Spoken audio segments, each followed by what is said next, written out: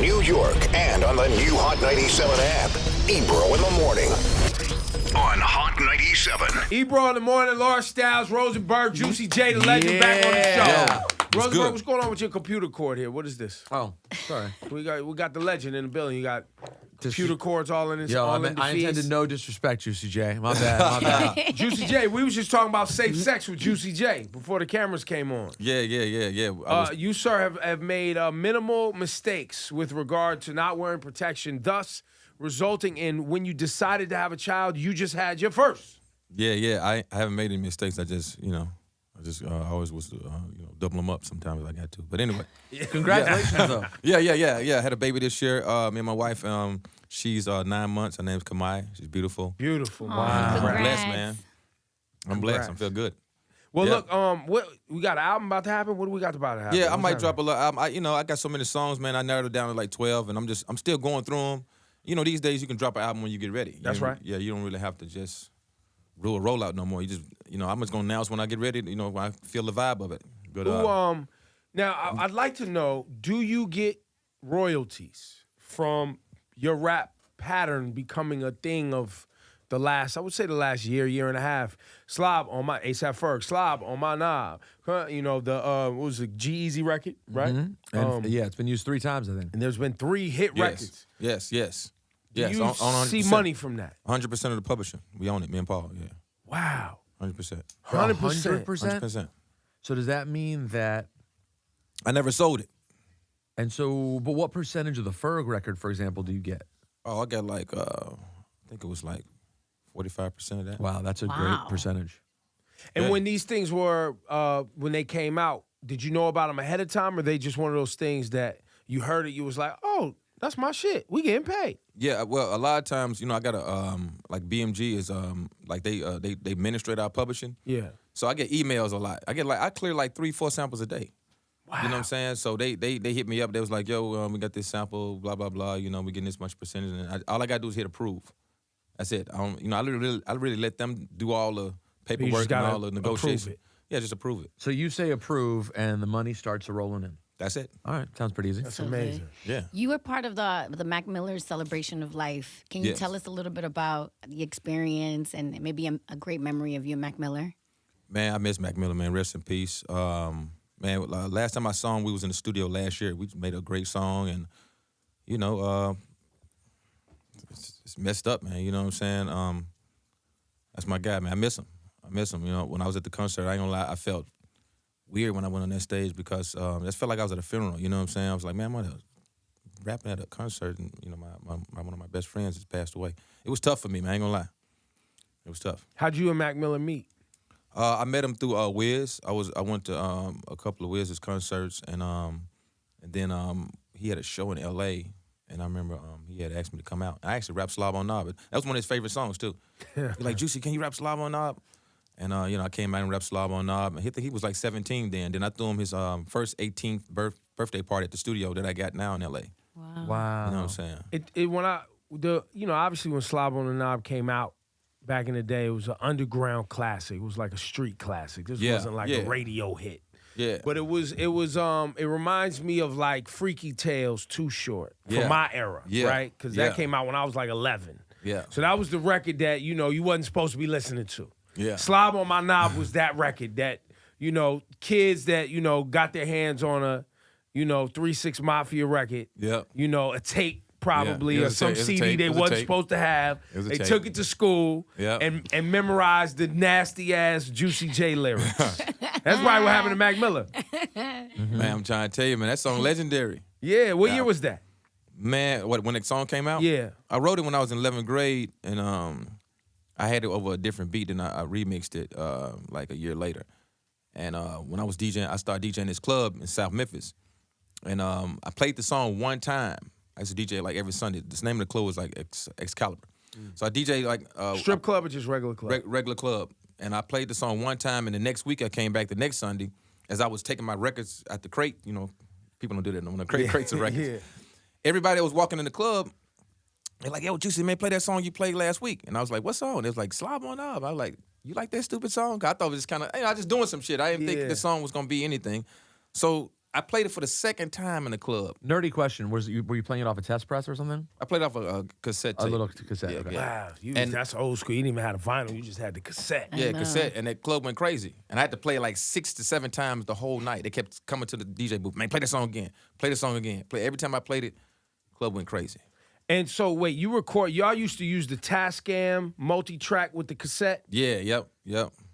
4 tracks, all that stuff. Wow. You know what I'm saying? That's what we recorded on 4 And that's tracks. what gave y'all those big bass lines, dirty sounds that people are sampling again now. Yeah. Paul's still using those sounds. Yeah. But through a different, because he did some records on his new Drake album. Yeah, yep. What's it going to take for a 3-6 Mafia project to happen again? People want that. Man, you know what? Right now, somebody actually tried to book a show in Memphis. So I'm trying to see what's up. This probably might be the first show. You know, if the details and everything is on and the business is worked out.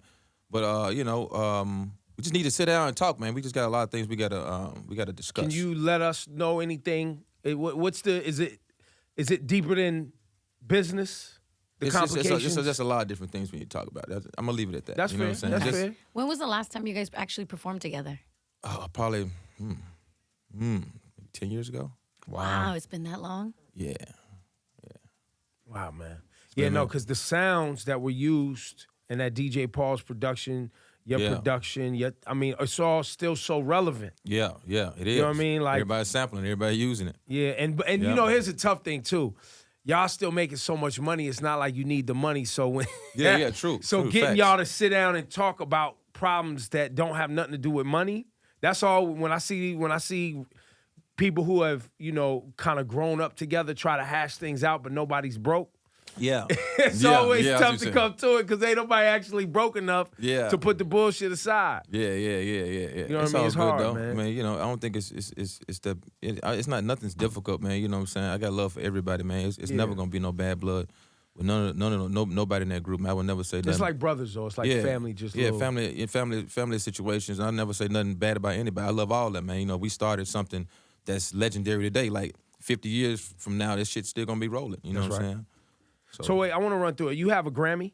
Oscar. And you have an Oscar? Academy Award, yeah. Do you have a Grammy yet? No, not yet. An Emmy? No. You don't have an Emmy yet. I'm just thinking of, he might get an EGOT. He has a Billboard. You have a Billboard #1 though. Yeah, I had Billboard #1s. I got I sold over 10 million records with Katy Perry on that record I did with her. That's like a diamond. Well, no, I was trying to put him in, like John Legend status. EGOT? Oh, no, I ain't got that. No, I ain't He got just that. got the elusive Oscar, which is tough to get. He already got the Oscar. The Grammy, we could probably get to. The Tony. Would you ever do a Broadway play? Slob on my knob. Oh, Broadway. my God. Hey, that'd be hard. You see it in lights. You can see it right I now. love that. Slob on my knob They on can Broadway. sell corn on the cob at the place. You know what I'm saying? Yeah, you should that- produce it. You guys used to carry around your Academy Award. Like, where is it right now? I keep it in a safe. Oh, okay. That's all. Is it a safe? You don't have it displayed in the house? No, man, because everybody used to want to touch it and put their fingerprints on it and say, it looked like when they first gave it to me, still same color, still in shape. You know what I mean? So I just put it in the safe. As much partying and getting high as it appeared you did throughout the years, right? We live in a time where, we just talked about Mac Miller. We got a opioid crisis going on in the country. Look, and I'm not putting that on rap. I'm putting that whatever generation. There's been many generations of people getting high. It was LSD. It was, crack. It was, you know what I mean? There's been, drugs have always been a thing. Yep. You know what I'm saying? And it's also always been a part of music culture, right? Yeah, Heroin true. and all of that. So but you, sir, have maintained a clarity and a healthy lifestyle by doing what exactly? Like, I would love to hear from you how you balance things out or keep things in perspective. Because there's definitely people out there that see you and hear your music and think it's party, high, women get high all the time. Yeah, I've done my little partying, but man, I was the type of dude, like, I never go to the limit of what stuff I did. I had a Xanax addiction before I got off of that. Okay. And I never just went and got help. A lot of people don't go get help. Well, right there, how did you decide to go get help? Man, because I knew there was something wrong. I had to take the motherfuckers every day, you know what I'm saying? Like, I couldn't perform without a Xanax. Like, seriously, I couldn't do anything. I had to be on Xanax to perform. He was like, this some bullshit. Yeah, and it was just getting kind of out of hand. I was like, man, I need to go. And then one day, I was in New York, I had to do a show up here. And I think we was staying in New Jersey. And I was on my way to the show, and I was looking at my bag. I was like, oh, I forgot and left my Xanax at the hotel room. So I was just like tweaking, man. I was like, I was just like, man, I couldn't even. I thought I was gonna fucking die or some shit, man. I was like, man, because I was just fiending. Yeah. Because usually I take one before I go on stage, and I didn't have it, so I performed. I was sweating hard as hell, shaking and shit. And then I was just like, man, I ain't gonna even deal with this shit no more. So I just went to a doctor, and he helped me get off that shit. So you didn't go to inpatient? You just went to a doctor and did outpatient? Yeah, yep. He told me, how to get off of it, and I got out. I slowly, but just got myself off of it. So, but you're right. Admitting that you have the problem. Yeah. Going to seek help. Yeah. You got to get some kind of help, and then like other stuff. I just, I even took some Vicodins and some Adderall, and sipped some lean, but I just never go over the limit. If I get a certain kind of high, then I just stop. It's times I didn't drink so much alcohol. I'll be like, man, I'm drunk as hell, and pop some Xanax, and then I just like made myself like, man, having the alcohol, getting ready to drink it. It's times I've been in the club, had alcohol in my hand, be like, man, I know I'm drunk as a motherfucker. I'm probably gonna pass out in this motherfucker, and then I just throw it out. I just pour it out. It's just like I just made myself do it. Like I didn't want. I'm like looking at the alcohol, like I want to drink this, but I was like, fuck it. But that willpower is something that not everybody has. Willpower. That's what I got, and that's what I use to get off a lot of that shit, man. You know what I'm saying? And don't get me wrong, that shit, it'll get you. You get the urges. I ain't gonna lie. Sometimes I get the urges. Sometimes I get on the airplane, I'll be like, man, I want to pop a Xan or something. Half a Xan or something, but like I just be like, fuck that shit. You know what I mean? Yeah. Sometimes I might have to drink some alcohol to try to just level out. But you gotta have willpower, man. It's not easy. It's not easy. That's why a lot of people go just they just go off the edge with it because they be so wrapped up into it they can't get out of it. What's this fentanyl shit about? What's all like I read about it, but do you know anything about that they're putting in shit? Man, I just be hearing about a lot of shit, and man, so many people been dying off that shit, man. Like not even rappers. They said it was in it wasn't that Mac Miller, overdosed. It was complication. The drugs were cut with fentanyl. Yeah, the drugs were cut with fentanyl. Yeah, it's people that man, I ain't gonna lie, I know that ain't even rappers that pass. It's just like that. I don't know. They putting that shit in everything, man. That shit they putting that shit in Xans. They putting that shit in. Yeah, they putting it. And these are what like homemade. Some homemade shit. And so people out here getting pills from somebody they think they can trust, and it's got bullshit in it. They cutting it with the powder too. If you a type of person that like do the powder, they cutting it with that. They cutting it with the Xans. They cutting it, man, anything that's a pill form or a powder form, they cutting it. And to get you more addicted, to get you come back and buy it more. Remember on the episode of the show of Ozark? Yeah. On that episode of Ozark. When the bad batch of heroin. When, what's-her-face, Mrs. Snell, decided to just cut fentanyl in just to be an asshole. That's right. And they were like, 12 people died from this batch of heroin. She's like, I don't know what happened. That was fentanyl in the show. That's crazy, man. See, I learned all my drug stuff from TV. I never really lived a life before. It's good. And I listen to rap music. That's good. That's good. Well, I do. I listen to rap music. You don't even drink? You don't do no drinking? No, I drink. Okay. And I smoke weed. And I sold weed. I'm lying. Okay, all right. I've been out here. Well, sell me some weed and shit. I ain't got no weed right now. I don't sell weed anymore. Sell me some weed. But I can hook you up. In New York, they say may go recreational. Jersey's about to go recreational too. Oh shit! I need to open up a dispensary up here. Do you have one now? No, I just got like a strain called Green Suicide, but I'm in the process. Wait, time out. Green Suicide? Yeah. Why suicide though? It seems counterintuitive. When I roll up my weed, I don't want to think about that. Why did you pick that as a name? Because it keep you talking. You see, you asked that. You like, why suicide? Yeah, no, you see what I'm saying? But that's also like Gorilla Glue. The first time I heard that, I was like, I don't want to smoke this. Yeah. Why would I want to partake in? But you talk about it constantly. So Gorilla Glue, man.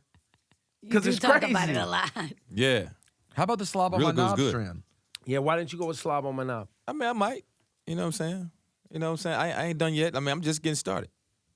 Yeah. So on your album that you may put out at some point, but we don't know yet, what are your collabos on the album? I got a record with Kevin Gates, Lil Skies. I'm doing like most of the production on there. I got some other producers too. I got Tay Key. He got a couple of beats on there. I did most of the stuff with Suicide Boys. Me and Suicide Boys produced most of it. It's a hard ass album, man. It sound like a 1994 old school 3-6 album. You got something with Travis Scott dropping too, right? Yeah. That's my new single. It's called Neighbor with Travis Scott. That was produced by Buddha Bless the Beat. The video hasn't dropped yet, though. I think you're dropping that soon. Supposed to be somebody. I thought it was tomorrow, but then somebody told me today. Oh, Juicy, you don't pay, the only thing you do is pay attention to publishing emails and put approve. Yeah. That's. But I mean, that's all he has to do. Because the joints rolling every day. They rolling, man. I mean, I woke up this morning. I got some stuff Juicy I got to like, approve. look, a song might come out, but yeah. A video, look, he even tweeted 2 hours ago, neighbor video dropping tomorrow. Now he's sitting right here talking about, I don't know. Or today. Ayala just said it's coming out. It's all right. It's coming. It's coming. It doesn't. When you're Juicy J, it doesn't matter, man. You show up. Yeah. You rap.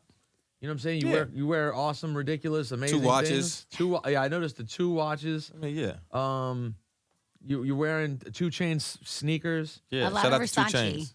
You know, a lot. That sweatshirt's Versace? Yeah, come on, How man. much would a sweatshirt like that run me if I wanted? I like that one. I think this whole outfit probably is like, I think it's maybe like 7 G's maybe.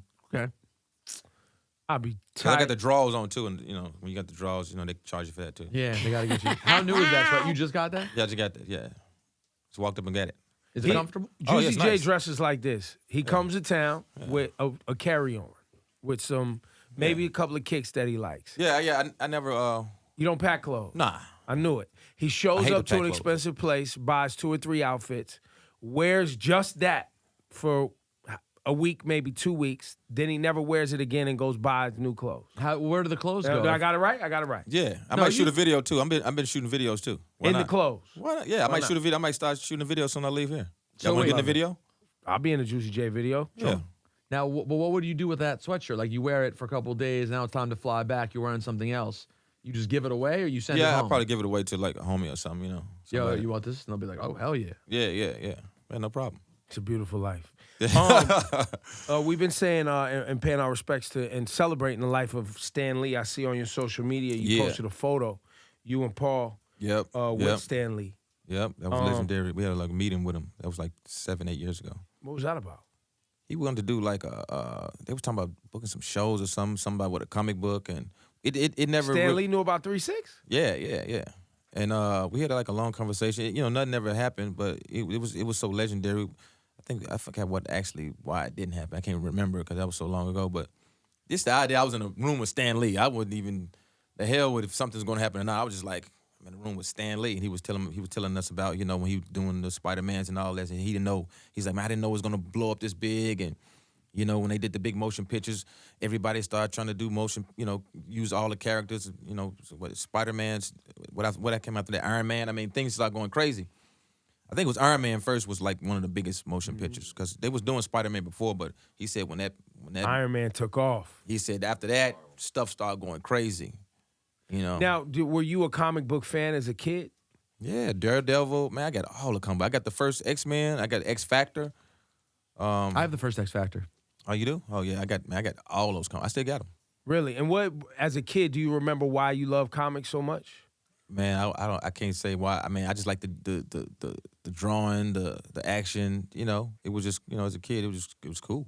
We were talking about the show on the show, and I just remember I wasn't big into comic books, but I had TV, right? So we had the animated, but I knew friends of mine, they didn't get to watch necessarily the TV. Mm-hmm. And I'm old enough to where you didn't even necessarily have a color TV, right? Some people I remember when like the Sony Trinitron came out, everybody was like, you got the 19-inch Trinitron with the thing, and it was like color. That's all I am. But I just remember that those vivid drawings, that animation for a kid with, to use their imagination and escapism. Yeah. To kind of, lead a hood and, have superheroes and, the fact that the comic books were really, it was about embracing people who were different. Mm-hmm. You know what I'm saying? And, it didn't really dawn on me, obviously, until later in life that that's what was happening. And I don't know if that triggers in kids' minds either. Like, they just see the animation, they see the action, but it's really about acceptance, too. Yep. And understanding. Yep. I was an artist, too. I was, I didn't never make a comic book or nothing, but I wanted to. I used to draw and stuff like that. So I was really into the art, how they made the comic books. So many rappers, man, so many people in hip-hop love comic books. Yeah. I mean, so many people love comic books, but it just... think of how many comic book references or comic book album covers that were trying to be videos. Like, videos, yeah, all that. Yep. It's amazing, man. Juicy J, ladies and gentlemen. Yes, sir. Listen, man, come back when the album drops, man. Stop acting funny, man. We only see you once a year now. Man, I just had a baby, man. I've been chilling like this year because I've been doing shows. You know, I used to see y'all all the time. Yeah. I've been here and there, and then once I had the baby, I had to, fatherhood, did the right man. thing. I had to slow my ass down. Yes. And make sure she's good. You know what I'm saying? And now I'm back on the road. There you go. So, how many days on the road? How many days off? Are you doing like I'm gonna run for 3 days and then back at the crib for 3? Are you doing it like that? Actually, I set everything up. I'm actually on the road right now for like 2 weeks. Okay. So that's about then back to the crib. That's the longest I've ever been gone. You know what I'm saying? I've done a couple of spot dates. I fly out, fly back, fly out, fly back. But FaceTime is magic. That'll save your life. Oh yeah, man! Thank God Just for FaceTime. seeing your baby and your lady real quick, like whoo. Yep. That's beautiful. Juicy J, give it up one time. Ebro, we should play Neighbor. Let's go. Play Travis Neighbor. Scott, Follow me on Instagram at Juicy J. Yeah. He don't know when the video's coming out or the album. Shut the fuck up.